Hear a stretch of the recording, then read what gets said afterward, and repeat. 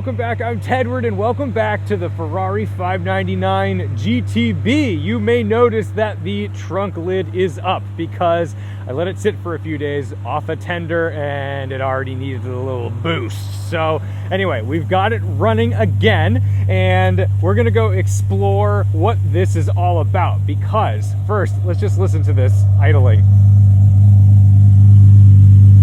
Oh my goodness. That sound is courtesy of the Valvetronic exhaust. It's a full Valvetronic exhaust without cats. This is in quiet mode. So if you're wondering if your neighbors are gonna be cool with this, the answer is no, especially when it's loud, but pick and choose your start times wisely. If you're an early Sunday morning cars and coffee guy, make sure that you're not gonna get your other cars keyed by your angry neighbors if you have something like this. But this Valvetronic exhaust looks and sounds menacing, and it complements this powertrain perfectly because there's so much to talk about in this car. But the real star of the show, other than its 6-speed gated manual gearbox, boy, we'll get to all the goodies, but the real star of the show is this F140 engine. If I can get this up, hang on. Under the bonnet is our 6-liter or 5.99 liter, as the name would indicate, naturally aspirated V12. This can be found in the Enzo, the F12, subsequently the 812 Superfast, and at the time that this came out, it was overlapping with the 2+2. This is a 2-seater, but the 2+2 was the 612 Scaglietti.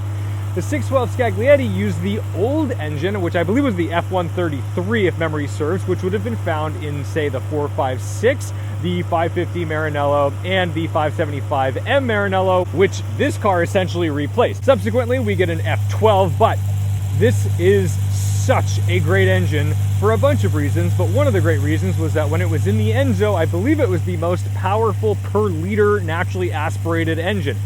From the factory, this makes 612-ish horsepower. However, you may notice some GTO bits, like these wheels on this car are from the 599 GTO. GTO is a special name because they only used it on the 250 GTO, which is like a $70 to $90 million car, and the 288 GTO, which preceded the F40, essentially a very similar car. You get a flat plane V8 turbo. That's the deal. But then they gave a 599 the honor of becoming the next GTO. Well, this is a GTB. It does have a GTO tune, and they only made about 30 manual 599 GTBs. This is not one of them, so it has been swapped. It costs about $30,000 to do that swap, but I believe it's well worth it because it's pretty neat to row your own gears in this vehicle. So the other side of this car is the style.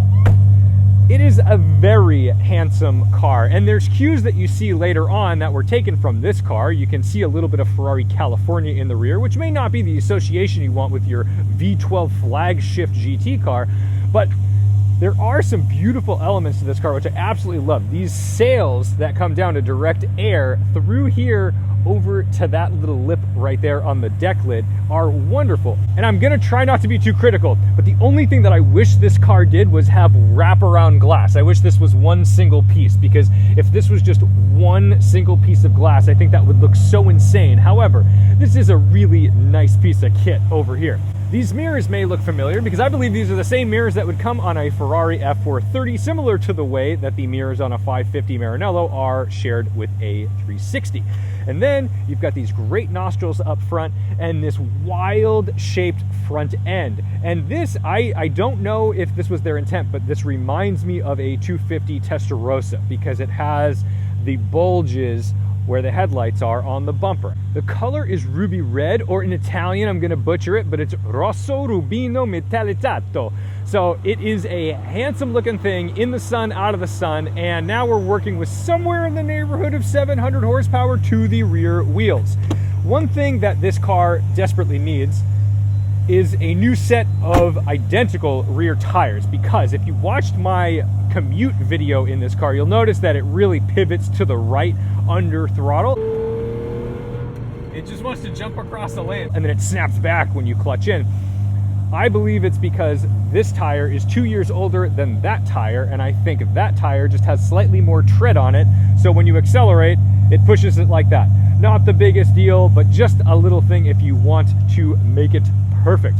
Anyway, let's go out and take it for a little ride. Unfortunately, because we live in a country where we don't have unlimited speed limits, we do have to be somewhat reasonable. When we get in, we've got these great seats. They're carbon, they're Daytona style seats. So you've got these little red guys in here. There's a great parcel shelf back there. And the interior just feels very Ferrari. This is one of my favorite steering wheels because this is what we would have been watching on like Top Gear. You know, you've got the great little Manatino that has race mode, it has slippery road mode, snow mode, and full traction off. She doesn't need a whole lot to push this tail sideways and spin these tires. So I have no problems staying in sport mode for now. Anyway, like I said, this has been manual swapped. There are some little pains that go along with a non-native swap like that, because you'll notice this gate, it's wonderful, feels normal. You will hear this stick shift just batting against that here and there along the way. Not the end of the world, but such is life, such is old Ferrari life. Down here in this pocket, we've got the Valvetronic button, which is going to make this a straight piped V12, which I'm not going to do in my neighborhood because I would like to not be a pariah and banned from existing here. That, ooh, are we going to not get it? Ooh, that'd be nice. There's parking sensor issues with this car, and it likes to bark at me. So if we can avoid the parking sensors, this car is going to be a lot more enjoyable to deal with. With the valves closed, you definitely get a great sensation from this engine, but it's not barking mad. It's not going to make you feel like you're waking the dead. It's just something that's there and makes you know that there's something special even when you're cruising around at like reasonable or low speeds. But we are still warming up, so we're not gonna like bring it to redline like this. But now that we open this up,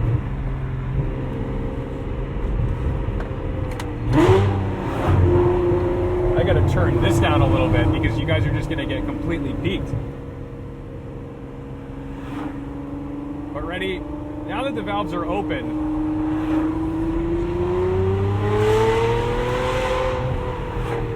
it becomes a Formula One car. Like, better than a Formula One car, because Formula One cars don't sound this good.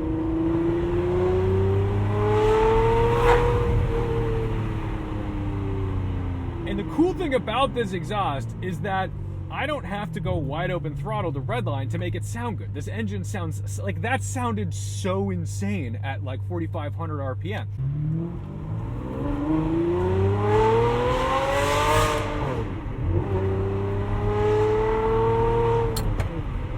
As the gearbox warms up, it requires a little bit of patience, so you don't want to just slam that second gear, you want to wait for it.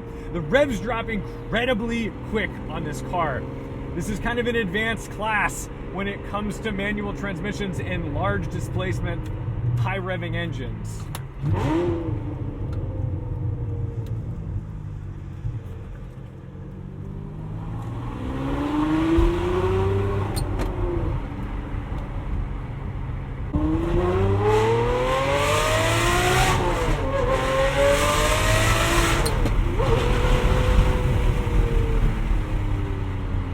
Kidding me? Oh my god, it's so manic. And look, the tires are not actually, this is the thing, you have to really think through your game plan here. You know how like at a race, you see a Formula One car, they've got tire warmers, they've got all this crazy stuff, the startup sequence of these engines take like 15, 20 minutes, all this nutty stuff. That's how this car feels a little bit, because I'm on cold tires, and to get this to actually hook up is serious business.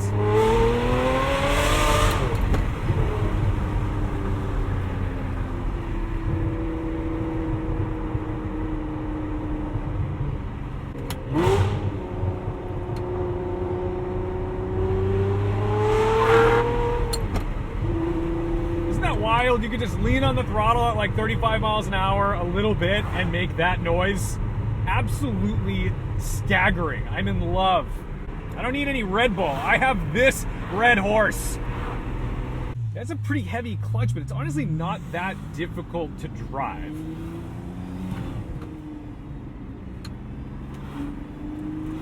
There was a learning curve, however. I didn't just jump into this and immediately feel at home. I had to get used to the throttle map. I had to get used to a lot of things. And then now that I've put like maybe 100 or 200 miles on it, I feel a lot safer driving the car. I feel like what I'm doing makes a lot of sense. I feel like my downshifts are good. I understand how this 1.2 likes to behave.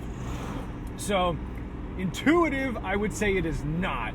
But once you're going and you start to adapt to it a little bit, it starts to make a lot more sense.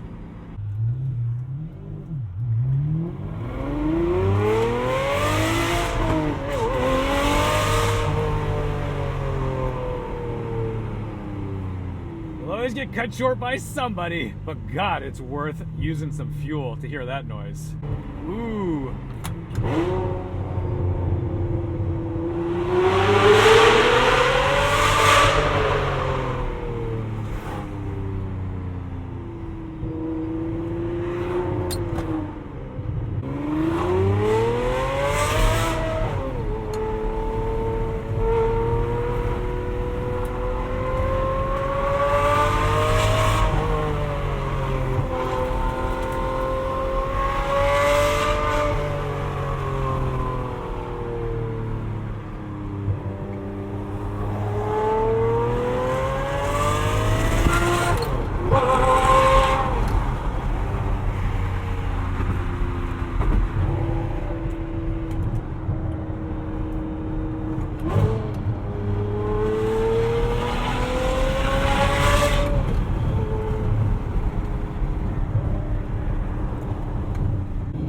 Unfortunately, what you find in a car like this is that the world just isn't big enough for it.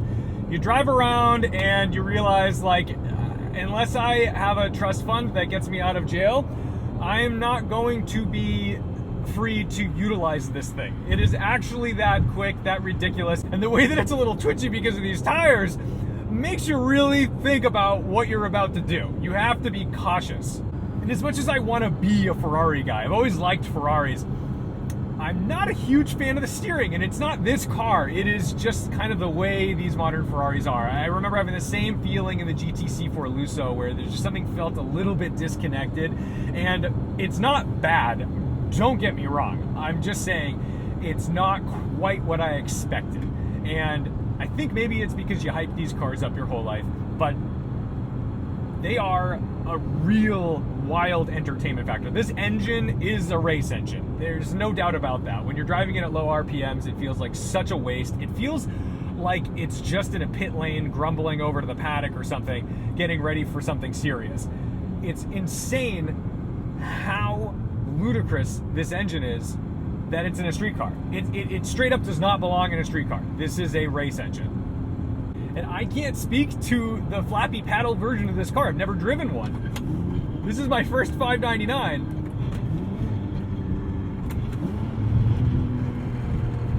Listen to the rattles at the gate.